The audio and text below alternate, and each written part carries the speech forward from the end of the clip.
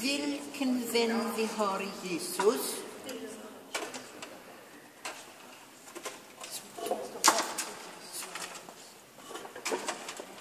Mia ska med på glöden.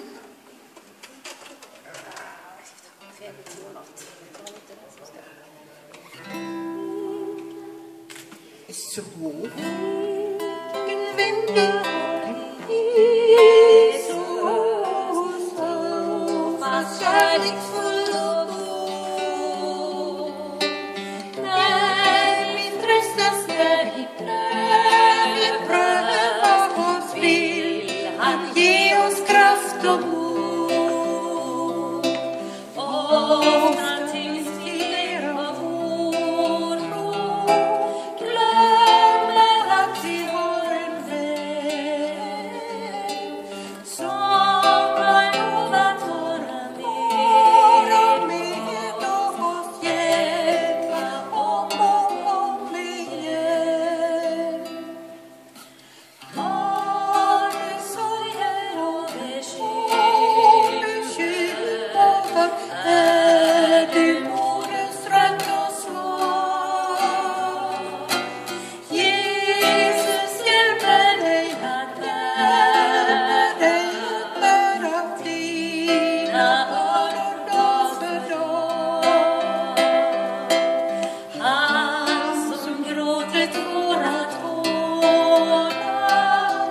ser vår ångest och vår nöd.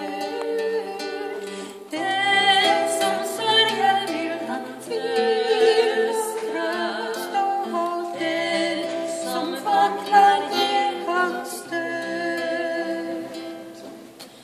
Är det vinter och det sviker och det sviker, har ditt hjärta djupa sorg. Säg till Jesus vad du känner, våga tro att han förstår.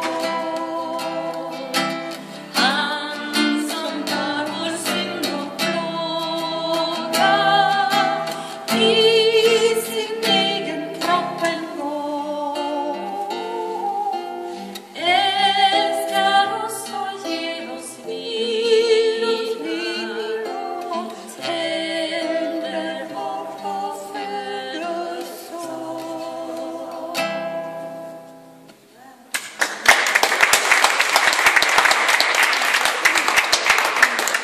Det är nästan för vackert för att applådera.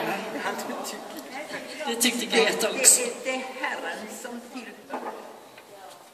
Jo, men vi applåderade till Herren, det gjorde vi faktiskt också. Lite dig, men mest Herren.